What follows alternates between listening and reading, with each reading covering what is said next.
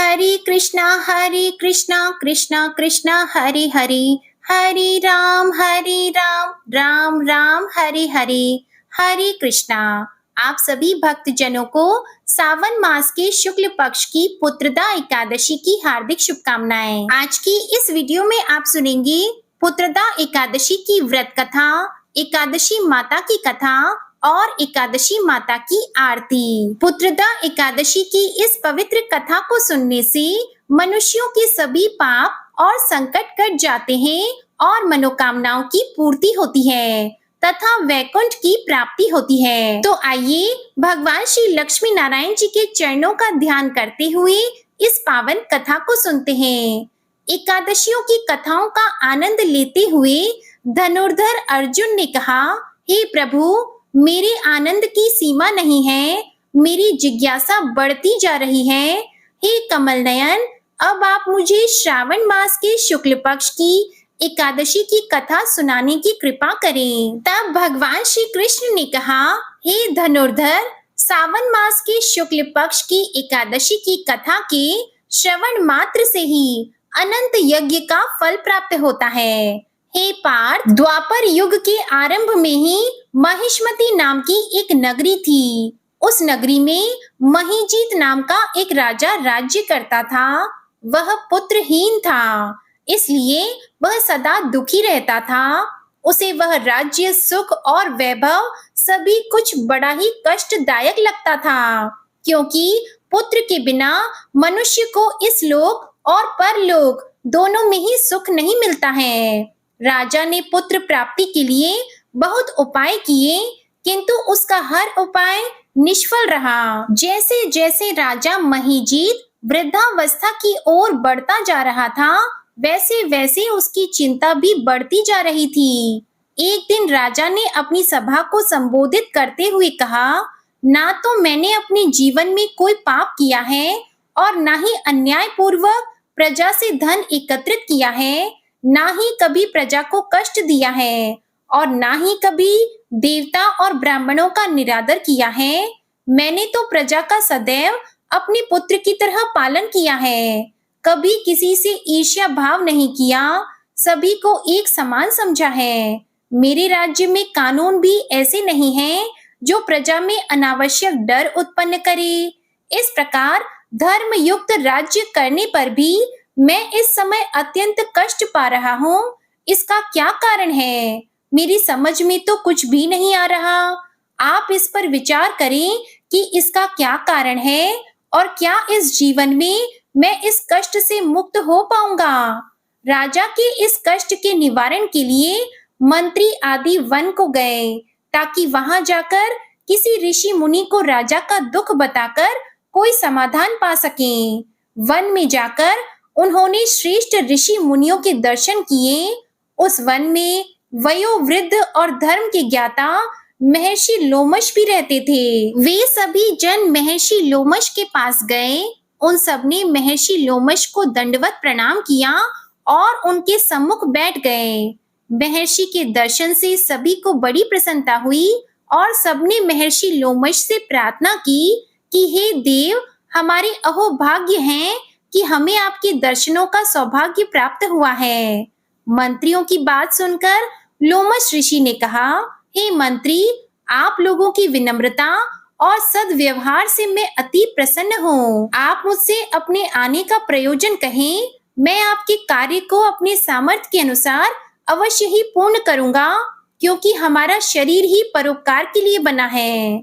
लोमश ऋषि के ऐसे मृदु वचनों को सुनकर मंत्री ने कहा, हे ऋषिवर, आप हमारी सभी बातों को जानने में ब्रह्मा से भी ज्यादा समर्थ हैं, अतः आप हमारे संदेह को दूर कीजिए। महिष्मति नामक नगरी के हमारे महाराज महीजित बड़े ही धर्मात्मा और प्रजा वत्सल हैं और प्रजा का पुत्र की तरह धर्म अनुसार पालन करते हैं, किंतु फिर भी वे पुत्रहीन हैं।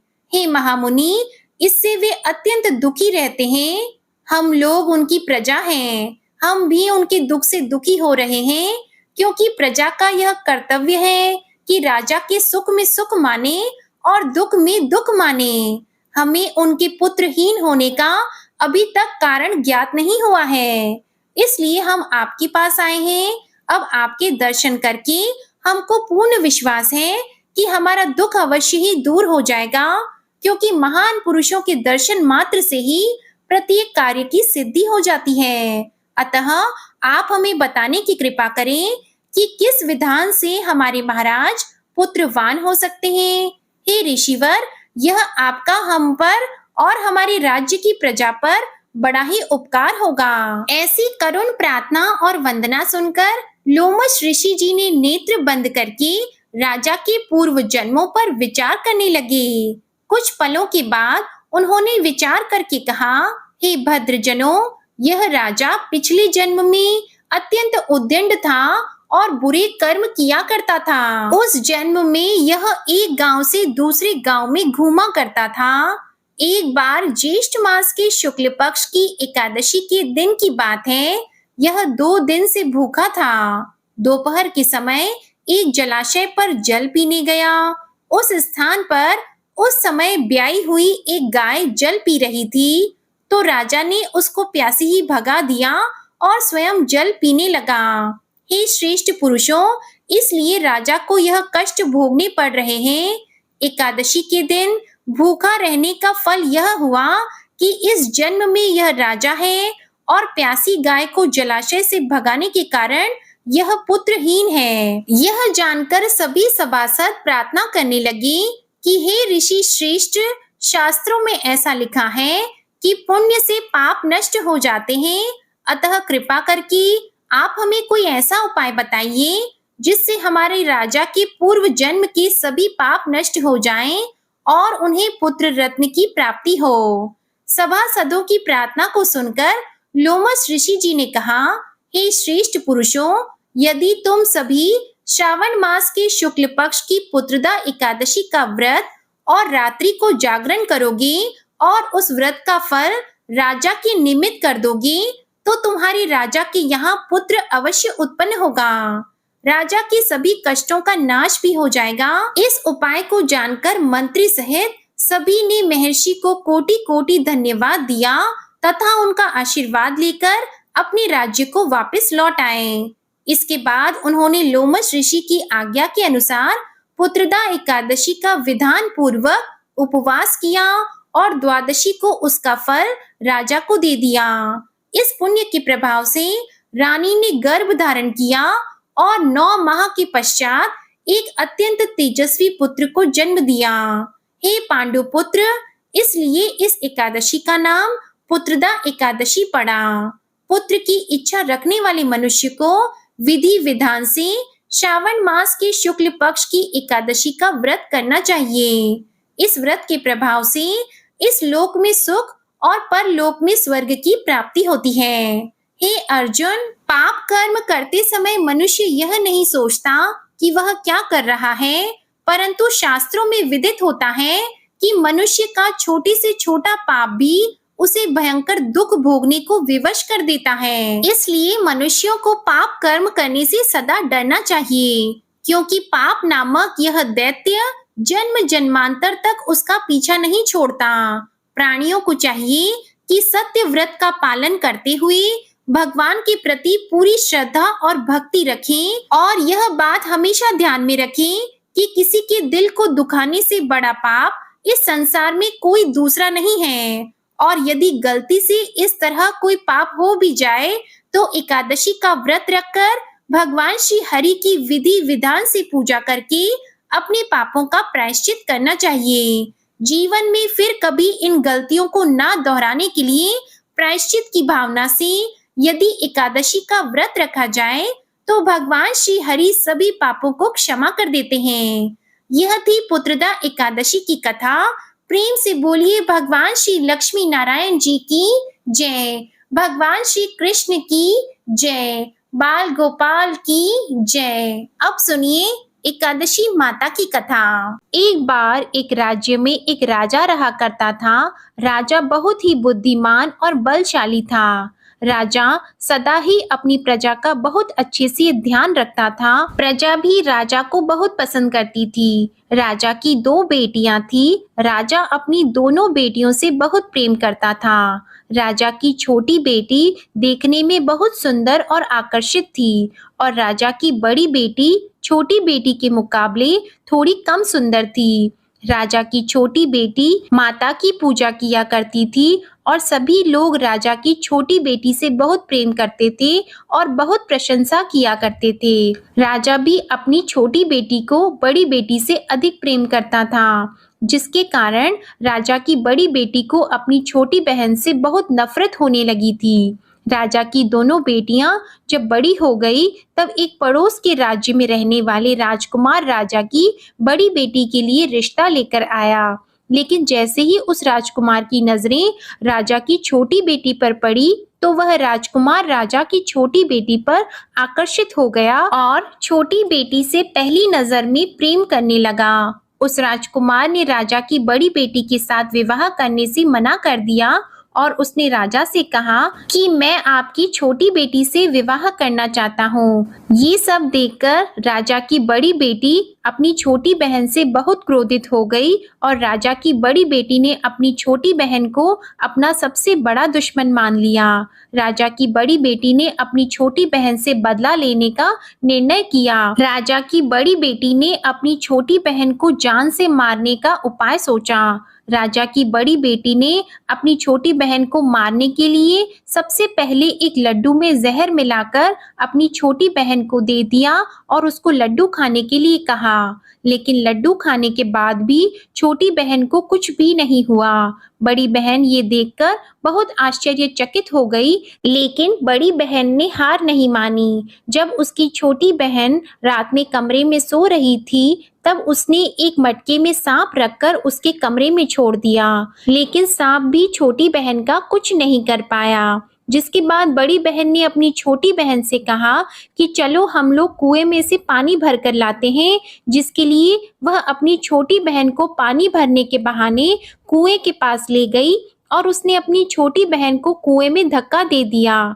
लेकिन छोटी बहन को तब भी कुछ नहीं हुआ, क्योंकि हर बार ग्यारस माता उसकी रक्षा कर रही थी और उधर बड़ी बहन अपने सारे प्रयास के बाद भी असफल हो रही थी, जिससे वह बहुत क्रोधित हो गई और फिर उसने अपनी छोटी बहन के पास जाकर उससे प्रश्न किया कि मेरी छोटी बहन, क्या तुमको पता है कि भगवान ने सबको मृत्यु एक निश्चित समय पर लिखी हुई है और कैसे तुम्हारी या मेरी मृत्यु होगी, क्या ये तुम जानती हो? तब छोटी बहन ने अपनी बड़ी बहन को बताया कि हाँ दीदी, मैं तो जानती हूँ मेरी मृत्यु कैसे होगी। छोटी बहन से ये सब बातें सुनकर बड़ी बहन मन ही मन बहुत प्रसन्न होने लगी और उसने अपनी छोटी बहन से कहा कि तो मुझे अपनी मृत्यु का राज बताओ। तब छोटी बहन ने अपनी बड़ी बहन से कहा कि मेरी मृत्यु तो एक तोते में है। जो तोते के गले में एक हार है, उससे मेरी मृत्यु होगी। जब तक कोई भी व्यक्ति तोते को मारकर उस हार को अपने गले में पहनेगा,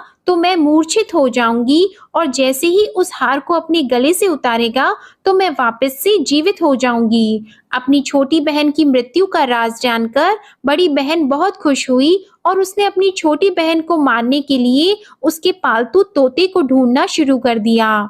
और छोटी बहन को इस बात का आभास हो गया था कि कोई उसकी जान लेना चाहता है, जिसके लिए वह अपने पिताजी के पास गई और उसने अपने पिताजी से कहा कि पिताजी, मेरी मृत्यु के बाद आप मुझे मत जलाइएगा, बल्कि आप मुझे अपनी पुरानी वाली हवेली में एक पलंग में लिटाकर छोड़ दीजिएगा।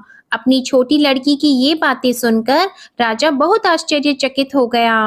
राजा ने अपनी छोटी बेटी से पूछा कि बेटी, तुम ये क्या कह रही हो? तब राजा की छोटी बेटी ने बताया कि पिताजी, समय किसी के लिए नहीं रुकता है, क्या कब किसको हो जाए इसका किसी को कुछ नहीं पता।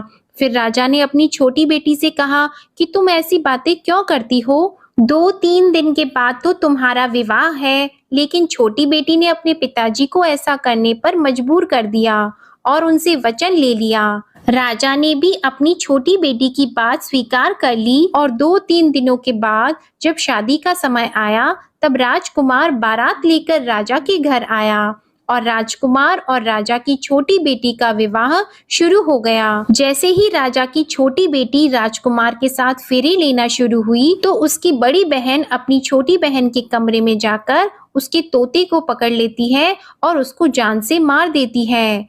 तोते के गले में जो हार था उसको अपने गले में धारण कर लेती है और जैसे ही बड़ी बहन उस हार को अपने गले में धारण करती है तो उधर छोटी बहन 3.5 ही फेरे ले पाती है और वहीं पर बेहोश होकर गिर जाती है। जिसके बाद राजा ने बड़े बड़े दर्द हकीमों को बुलाया और अपनी छोटी बेटी का इलाज करने के लिए कहा। राजा की बात सुनकर जब वैद्य ने छोटी बेटी को देखा तो राजा को बताया कि आपकी छोटी बेटी ना तो जीवित है और ना मरी हुई है। ऐसा मैं पहली बार देख रहा हूँ। राजा ने वैद्य और हकीम को ये बात बाहर बताने से मना कर दिया और उनको कहा कि अगर तुमने ये बात किसी को बाहर बताई तो हम तुमको फांसी दे देंगे। राजा ने अपनी छोटी बेटी को पुराने महल में जाकर एक पलंग में लेटा दिया और वहां पर कुछ सैनिकों को तैनात कर दिया। इसके बाद राजा वापस अपने महल पर आ गया। राजा की बड़ी बेटी अपने पिताजी के पास आई और कहने लगी कि पिताजी, अगर ये शादी संपन्न नहीं हुई तो आपकी इज्जत का क्या होगा? आप कहें तो मैं आपकी इज्जत बचाने के लिए राजकुमार से शादी करने के लिए तैयार हूँ। जिसके बाद राजा ने अपनी बड़ी बेटी की बात मान ली और राजा ने बड़ी बेटी को छोटी बेटी के कपड़े पहनाकर मंडप में भेज दिया। लेकिन राजकुमार ये जान गया कि ये राजा की छोटी बेटी नहीं है बल्कि ये राजा की बड़ी बेटी है। लेकिन जब राजकुमार ने शादी करने से मना किया तो सभी लोगों ने राजकुमार को बेबस करके राजा की बड़ी बेटी से बचे हुए फेरों को संपन्न करा दिया और विवाह संपन्न हुआ। जिसके बाद राजकुमार राजा की बड़ी बेटी को अपने महल में ले गया। विवाह होने के बाद राजकुमार उससे ना तो बात करता था, ना उसे पसंद करता था और ना ही उसके आसपास भटकता था। और राजकुमार ने ये फैसला लिया था कि वह अपनी प्रेमिका को ढूंढ कर रहेगा और ये जानकर रहेगा कि उसके साथ क्या हुआ है। एक दिन राजकुमार अपने घोड़े पर सवार होकर राजा के पुराने महल के पास पहुंचा, जहां पर उसने कुछ सैनिकों को देखा। महल के पास पहुंचकर राजकुमार ने जब महल को ध्यान से देखा तो वह समझ गया कि ये तो हमारे ससुर जी का महल है। तब राजकुमार ने सैनिकों से पूछा कि तुम लोग यहाँ क्या कर रहे हो और इस महल के अंदर उस पलंग में कौन लेटा है? जिसके बाद सैनिकों ने बताया कि यहाँ पर राजा की छोटी बेटी लेटी है। ये सुनकर राजकुमार बहुत प्रसन्न हो गया और वह तुरंत अपनी प्रेमिका के पास पहुंच गया और उसकी सेवा करने लगा। जैसे ही रात हुई तो राजा की छोटी बेटी उठकर खड़ी हो गई। राजकुमार ये देखकर बहुत खुश हो गया और उसने अपनी प्रेमिका से पूछा कि तुम यहाँ क्या कर रही हो? तुम मेरे साथ मेरे घर चलो। राजा की छोटी बेटी ने राजकुमार को सारी बातें बता दी कि मेरी जान एक तोते में बसती थी और मैंने ये बात सिर्फ अपनी बड़ी बहन को बताई थी और मुझे पता है कि उसने ही मुझे मारने का प्रयास किया है। उसके पास एक हार है जिसको वह सुबह पहन लेती है और रात को उतार देती है। जब तक वो हार को पहन कर रखती है तब तक मैं मूर्छित रहती हूँ और जैसे ही वो हार को उतार देती है तो मैं जीवित हो जाती हूँ और जब तक मेरी बड़ी बहन के पास वो हार रहेगा तब तक मैं ऐसे ही जीवित और मूर्छित होती रहूंगी। अगर मेरी बड़ी बहन के पास जो हार है वो मेरे हाथ लग जाए तो मैं हमेशा के लिए जीवित हो जाऊंगी। राजकुमार ये सब बातें सुनकर राजा की छोटी बेटी के पास रहने का निर्णय ले लेता है और उसने अपने बचे हुए सारे फेरे उस पलंग में लेटी हुई राजकुमार की छोटी बेटी के साथ ले लिए और अपना विवाह पूर्ण कर लिया और वहीं पर वो रहने लगा। देखते ही देखते कुछ समय में राजा की छोटी बेटी और राजकुमार की पत्नी गर्भवती हो गई। एक दिन राजकुमार को किसी काम से बाहर जाना पड़ा। तब छोटी बहन के पेट में बहुत तेज से दर्द होने लगा, जिसके बाद उसने माता का आह्वान किया। जिसके बाद वहां माता प्रकट हुई और उन्होंने अपने भक्तों के दर्द को दूर किया और एक पुत्र की प्राप्ति करवाई। और वहीं पर अचानक से राजकुमार भी आ गया।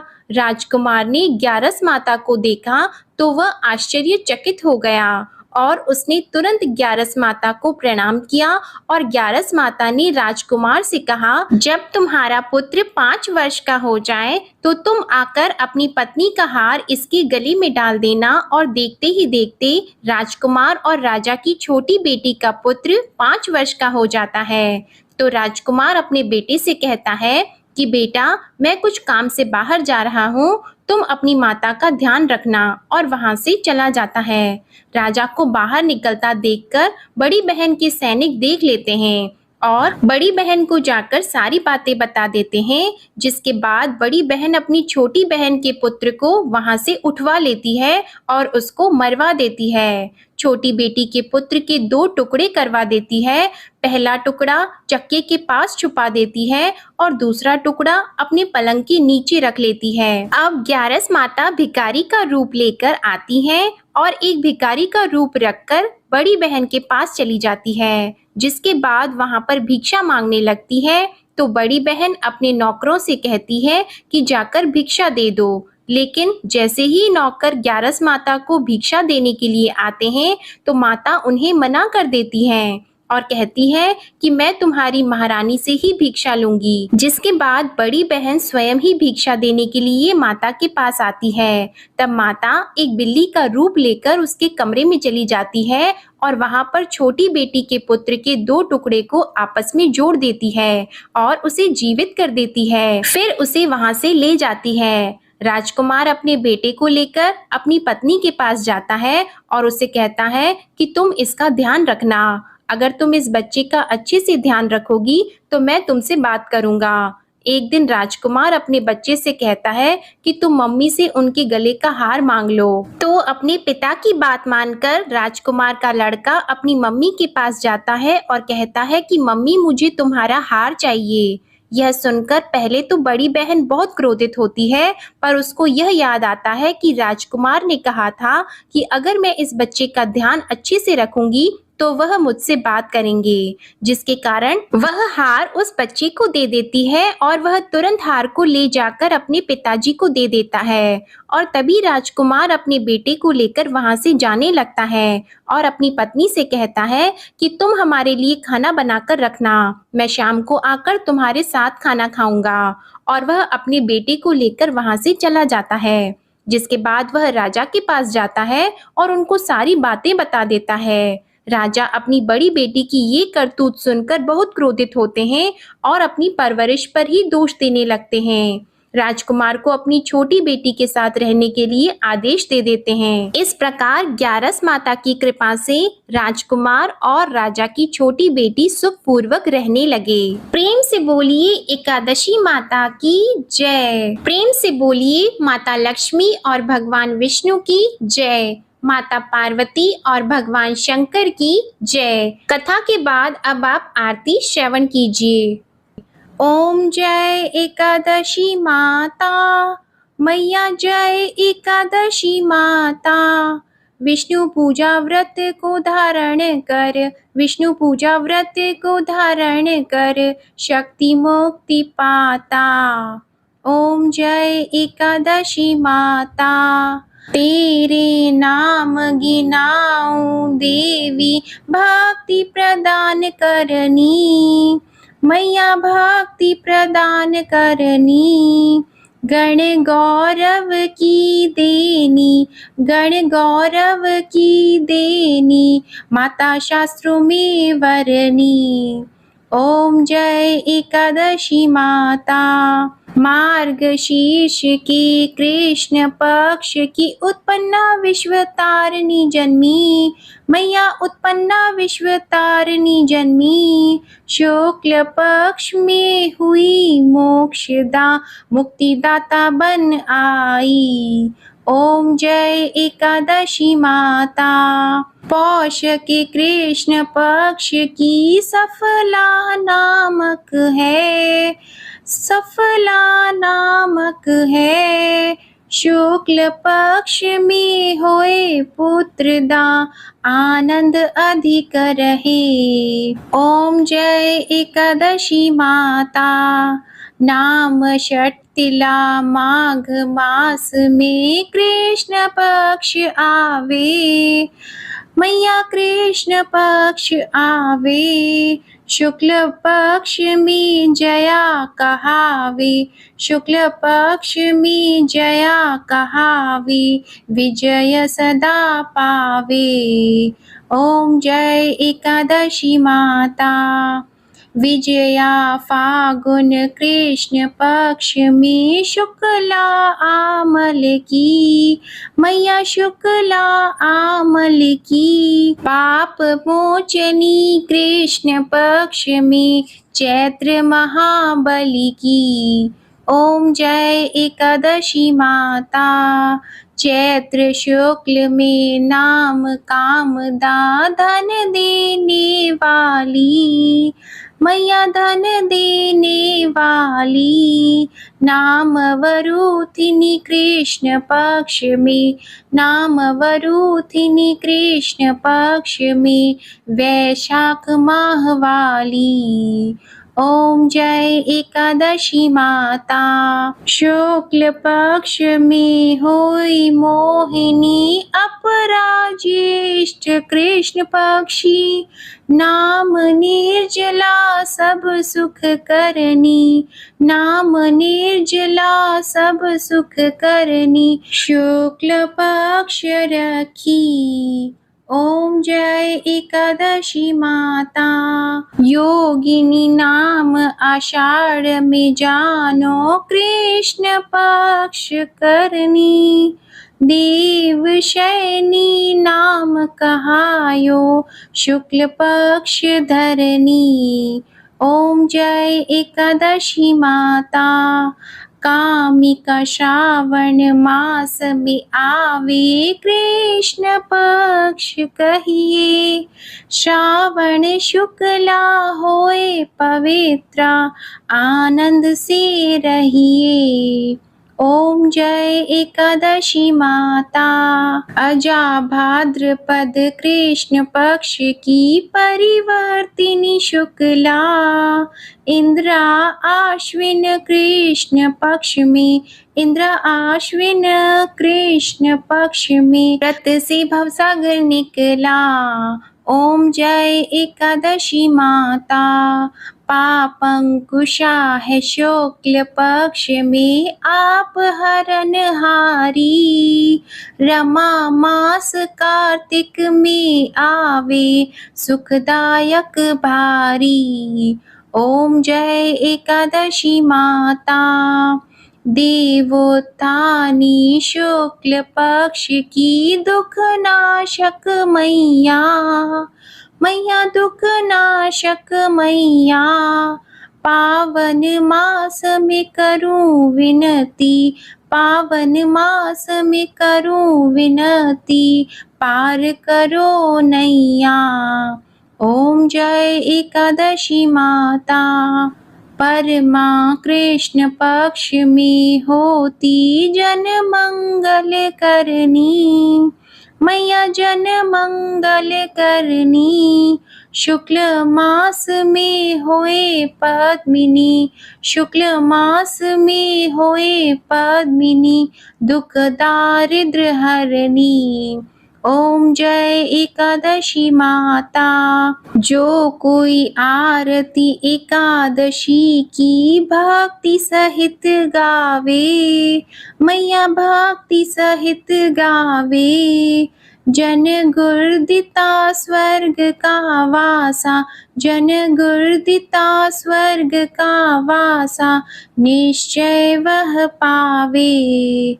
ओम जय एकादशी माता। ओम जय एकादशी माता। ओम जय एकादशी माता। प्रेम से बोलिए एकादशी माता की जय। प्रेम से बोलिए लक्ष्मी नारायण भगवान जी की जय। आशा करती हूँ आप सभी का पुत्रदा एकादशी का व्रत सफल हो और भगवान श्री लक्ष्मी नारायण जी की कृपा आप और आपके पूरे परिवार पर सदा बनी रहे। आपको ये कथा पसंद आई हो तो वीडियो को लाइक करिएगा, शेयर करिएगा, कमेंट में भगवान श्री विष्णु जी और माता लक्ष्मी जी की जय लिखिएगा और चैनल को भी सब्सक्राइब कीजिएगा।